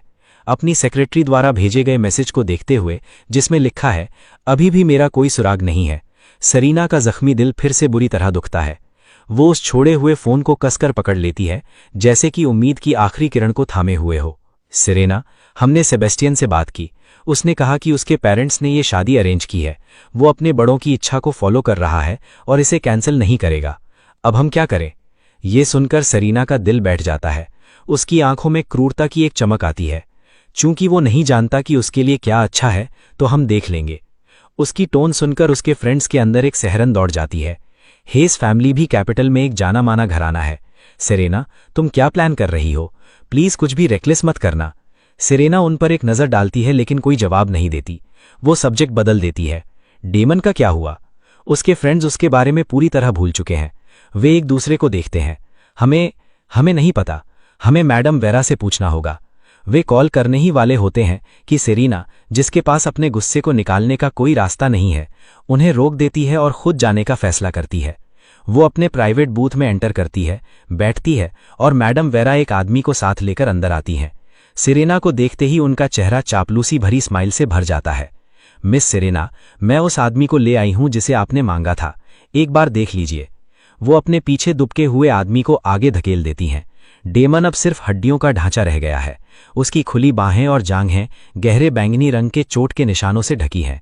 वो पूरी तरह कांप रहा है। उसकी तरफ आंख उठाकर देखने तक की हिम्मत नहीं है। उसकी आवाज गहरे डर से भरी है। Serena, Serena. सिर्फ 1 महीने में वो कभी चमकने वाला हैंडसम आदमी इस हालत में पहुंच गया है। कमरे में हर कोई शॉक्ड है। सिर्फ सेरीना कोई एक्सप्रेशन नहीं दिखाती। वो अपने सामने खड़े आदमी को घूरती है। वे नफरत से भरी आंखें अब अंतहीन पछतावे से ओवरफ्लो हो रही हैं। कमरे में लंबी आहें भर जाती हैं। काश उसे पहले पता होता। 2 महीने पहले इसी बूथ में कहे गए शब्दों को याद करते हुए। लड़कियों को अब जाकर एहसास होता है कि वे नशे में किए गए मजाक सच हो चुके हैं। यहां तक कि व्हाइट फैमिली की दूसरी बेटी भी उस आदमी को ट्रैक करने में कामयाब रही जिसे वो चाहती थी। लेकिन ईथन बिना किसी सुराग के गायब हो चुका है, पूरी तरह से चला गया है। पिछले 1 महीने में उन्होंने अपने हर कनेक्शन और रिसोर्स का यूज किया है। उन्होंने हर इमेजिनेबल जगह पर तलाश की है, फिर भी कोई प्रोग्रेस नहीं हुई है। इतनी थॉरो सर्च के बाद कोई इंसान अपना नामो निशान कैसे नहीं छोड़ सकता? ये इम्पॉसिबल पहेली उन सभी को परेशान कर रही है। सेमेस्टर का 1 हफ्ता बीतने के बाद मैं धीरे धीरे कैंपस लाइफ में सेटल हो जाता हूं। मैं टाइम पर उठता हूं, क्लासेस अटेंड करता हूं, टीचर्स और क्लासमेट्स के साथ एकेडमिक टॉपिक्स डिस्कस करता हूं और अपना फ्री टाइम कुछ क्लोज फ्रेंड्स के साथ बिताता हूं।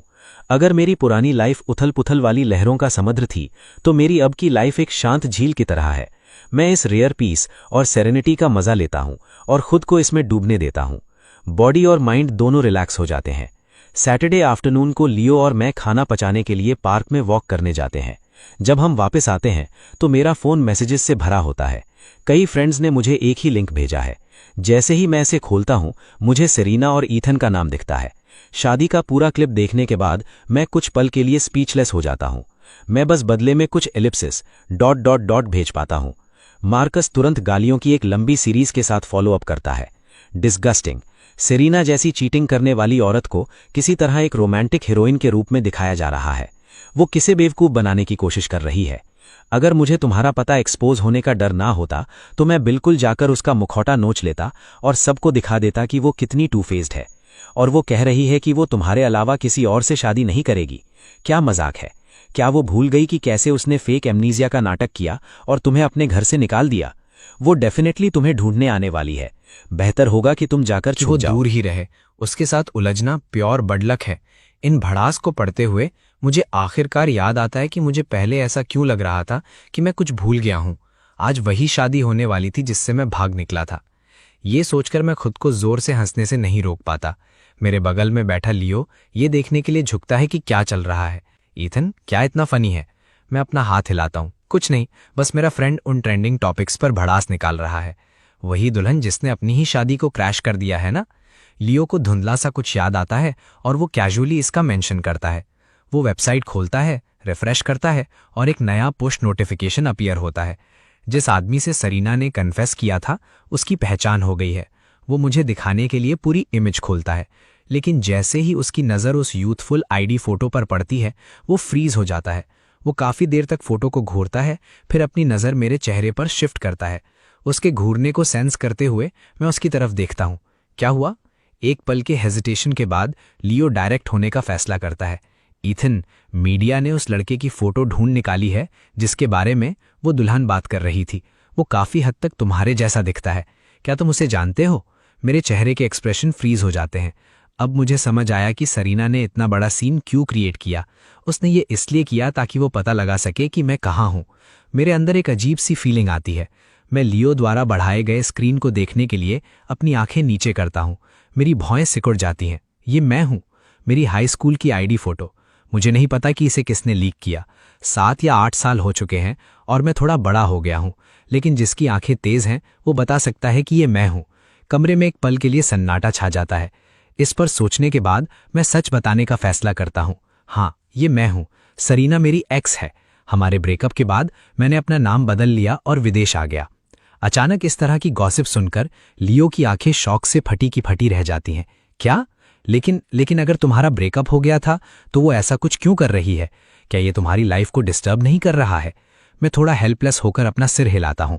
इससे थोड़ी परेशानी तो होती है, लेकिन मैं पहले से ही विदेश में हूं। सब ठीक होना चाहिए। लियो का एक्सप्रेशन सीरियस हो जाता है। ऐसा लगता है कि उसने जानबूझकर इतना बड़ा सीन क्रिएट किया ताकि वो तुम्हें ढूंढ सके और तुम्हें पेस्टिंग करना जारी रख सके। ये स्टोरी बहुत तेजी से फैल रही है। कॉलेज में लोग तुम्हें पहचान सकते हैं। अब हम क्या करें? यही बात मुझे भी सबसे ज्यादा परेशान कर रही है। लेकिन लियो के लिए मेरे लिए जेन्युइनली कंसर्न देखकर मैं जबरदस्ती एक छोटी सी स्माइल लाता हूं। ठीक है, वो नहीं जानती कि मैंने अपना नाम बदल लिया है। उसे ये भी नहीं पता होना चाहिए कि मैं विदेश में हूं।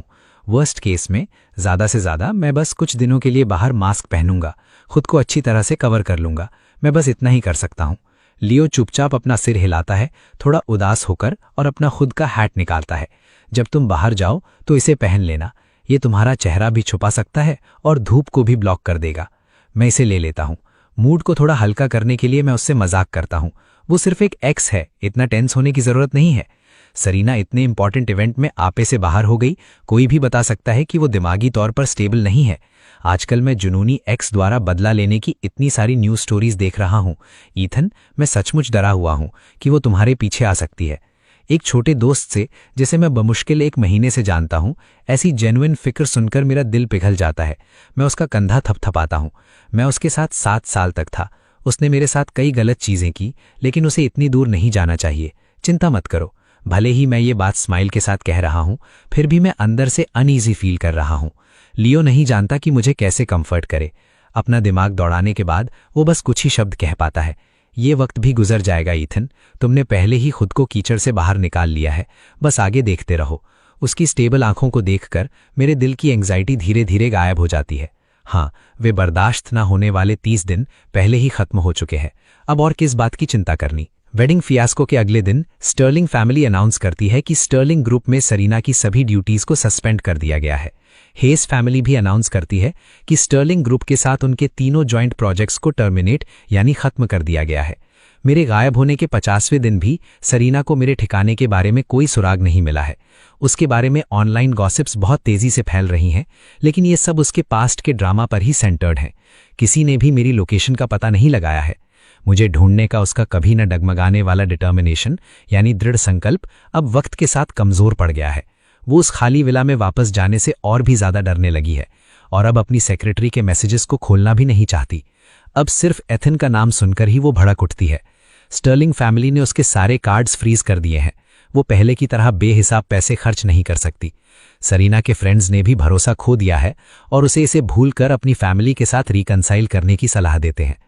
लाइफ के 24 सालों में सरीना को पहली बार ऐसा झटका लगा है।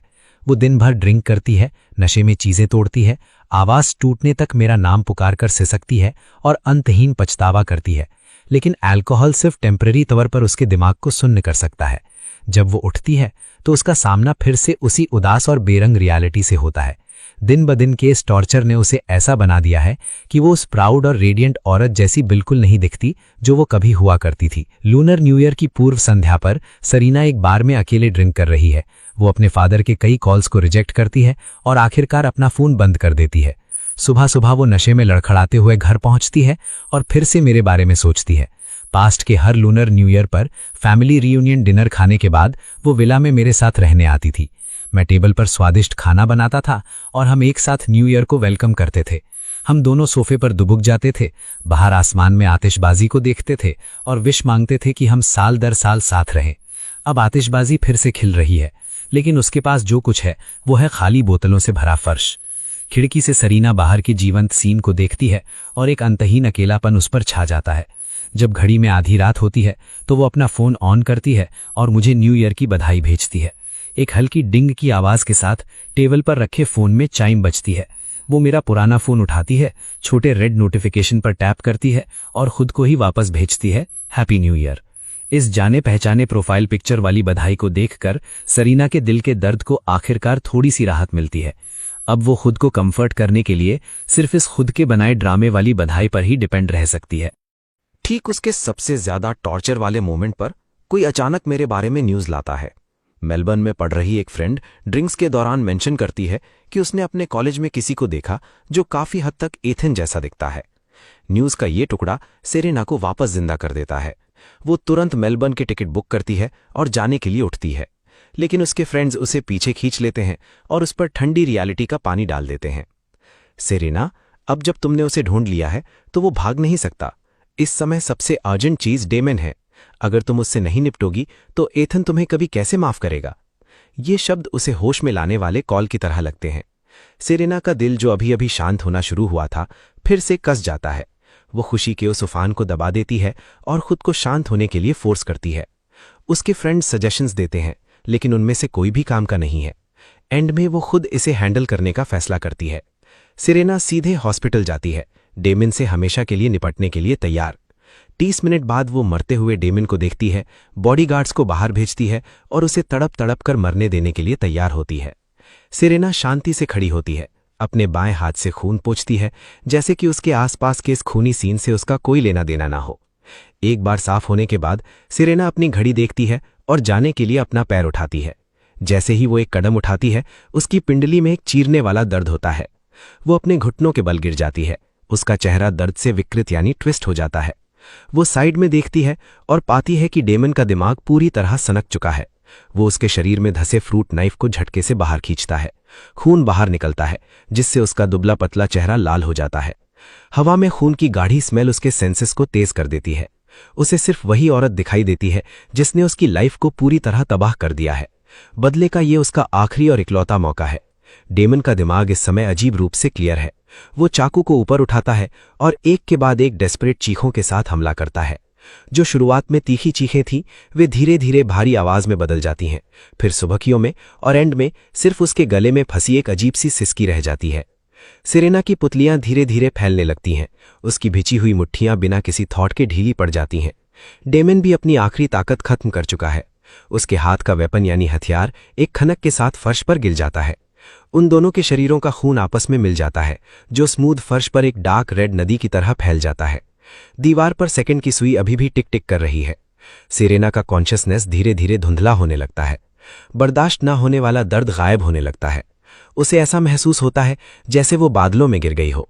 उसके सामने का सीन धुंधला हो जाता है, जिससे सिर्फ टिमटिमाती ब्लैक एंड व्हाइट इमेजेस रह जाती हैं। पास्ट की यादें उसके दिमाग में एक फ्लैशिंग रील की तरह चलने लगती हैं। उसके बेफिक्र बचपन से लेकर एक यंग लड़की के रूप में पहले प्यार के दिनों तक और प्रेजेंट के नीरस मोमेंट्स तक एक एक करके black and white images flash होकर गुजर जाती हैं। सिर्फ एक ही इंसान कलर में अपीयर होता है। मैं 16 साल की उम्र में एक वाइट टक्सीडो पहने हुए शांति से पियानो बजा रहा हूं। मैं 18 साल की उम्र में उसके हॉस्पिटल बेड के पास खड़े होकर बेकाबू होकर रो रहा हूं और उसका हाथ कसकर पकड़े हुए हूं। मैं 23 साल की उम्र में अपनी आंखों में आंसू लिए ब्राइट रेड रोजेस का वो बुके एक्सेप्ट कर रहा हूं और उसका हस्बैंड बनने का वादा कर रहा हूं। मैं 24 साल की उम्र में छाता लेकर मूसलाधार बारिश में चल रहा हूं। मेरा चेहरा अब दिखाई नहीं दे रहा। उस आकृति को दूरी में गायब होते देखना सेरेना के अंदर का कसा हुआ तार एक तीखी आवाज के साथ टूट जाता है। उसे महसूस होता है कि उसके शरीर से कुछ बाहर खींचा जा रहा है। वो इसे जाने देने के लिए बिल्कुल तैयार नहीं है, फिर भी इसे रोकने में लाचार है। वो अपनी स्किन के नीचे के खून को धीरे धीरे ठंडा और स्थिर होता हुआ महसूस कर सकती है। केवल एक ही चीज है जो अभी भी गर्म है, और वो है उसकी आंखों के कोने से गिरते आंसुओं की लकीर। ये पहली बार है जब मैं गर्मियों के चरम पर न्यू ईयर सेलिब्रेट कर रहा हूं। लियो और मैं दोनों बहुत खुश हैं। मिस्टर और मिसेस लॉसन होम टाउन से बहुत सारी चीजें लेकर आए हैं। वे दोनों लिविंग रूम में स्प्रिंग कपलेट्स और पेपर कटिंग्स टांग रहे हैं। घर फेस्टिवल जॉय से भरा हुआ है। इतने सालों के बाद मैं आखिरकार न्यू ईयर का वो एटमॉस्फेयर फिर से महसूस कर पा रहा हूं। जब से दादी का देहांत हुआ था, मैंने हर ल्यूनर न्यू ईयर की पूर्व संध्या अकेले ही बिताई थी। सेरेना मेरा साथ देने आती थी, लेकिन हमेशा शाम 8 बजे से पहले। उसके बाद मैं घर पर अकेला होता था। मैं एक ऐसे अकेलेपन को महसूस कर सकता था जो बाहर के फेस्टिवल्स के कारण और भी ज्यादा गहरा हो जाता था। मैंने कभी सोचा था कि न्यू ईयर में शादी करने से ये सब बदल जाएगा, लेकिन वो शादी कभी नहीं हुई। इसके बजाय किसी के साथ वाला एक नया साल पहले आ गया है। मिस्टर लॉसन जो किचन में बिजी हैं, ताज़ा फ्राई किए हुए मीट बॉल्स और क्रिस्पी पोर्क की एक प्लेट बाहर लाते हैं। वे मुस्कुराते हैं और मुझसे उन्हें ट्राई करने के लिए कहते हैं। उनकी आवाज़ गर्मजोशी और अफेक्शन से भरी है। एथन, ये लियो की फेवरेट डिश है। ये पिछले कई सालों में मेरा सबसे गर्मजोशी वाला न्यू ईयर है। अगले 2 न्यू ईयर मैं ऑस्ट्रेलिया में बिताता हूँ। हर साल लियो के पेरेंट्स हमारे साथ सेलिब्रेट करने के लिए यहाँ आते हैं। हम जितना ज्यादा समय साथ बिताते हैं, हमारा रिलेशनशिप उतना ही क्लोज होता जाता है। जिस साल मैं ग्रेजुएट होता हूँ, लॉसन फैमिली मेलबोर्न में सेटल हो जाती है। लियो मुझसे पूछता है कि क्या मेरा यहाँ रुकने का कोई प्लान है। मैं इसके बारे में काफी समय तक सोचता हूँ। होम टाउन में मेरे जितने भी क्लोज फ्रेंड्स थे, उन सब ने अपनी फैमिली शुरू कर ली है। मैंने अपने पेरेंट्स से बहुत पहले ही रिश्ते तोड़ लिए थे। वहां मेरी कोई प्रॉपर्टी नहीं है और ना ही कोई एसेट्स हैं, चाहे बात रिलेशनशिप की हो या करियर फोकस की। मैं पर्सनली यहां रुकने की तरफ ज्यादा लीन हूं, इसलिए काम ढूंढने के साथ साथ मैं अपने इमिग्रेशन पेपर वर्क की तैयारी भी शुरू कर देता हूं। लॉसन फैमिली इसमें मेरी हेल्प करती है। अपनी स्टडीज के दौरान मैंने अपनी स्किल्स की बदौलत एक अच्छी खासी रकम सेव कर ली थी, इसलिए ग्रेजुएशन के बाद मैं एक छोटा फोटोग्राफी स्टूडियो खोलता हूं। अगले 2 सालों में स्टूडियो लगातार ग्रो करता है।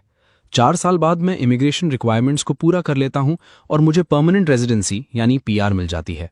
जब मैं पेपर वर्क हैंडल करने के लिए होम टाउन वापस आता हूं, तो मैं उन फ्रेंड्स से मिलता हूं जिनसे मैं लंबे समय से नहीं मिला हूं। साल बीत चुके हैं, वक्त बहुत तेजी से उड़ गया है।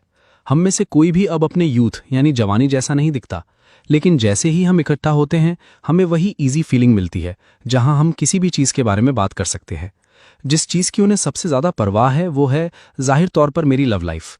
उनकी ईगर क्यूरियोसिटी को देखते हुए मैं बिल्कुल ओपन और डायरेक्ट रहता हूं।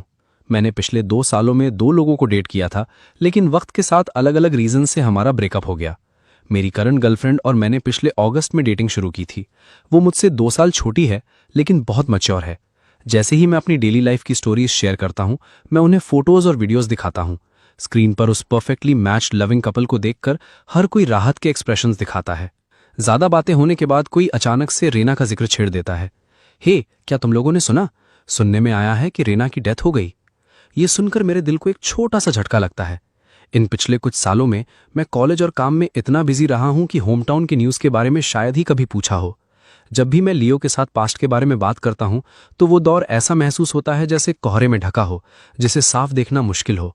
सेरेना का नाम एक जमी हुई पुरानी फोटोग्राफ की तरह है, जो वक्त के साथ फीकी और पीली पड़ गई है।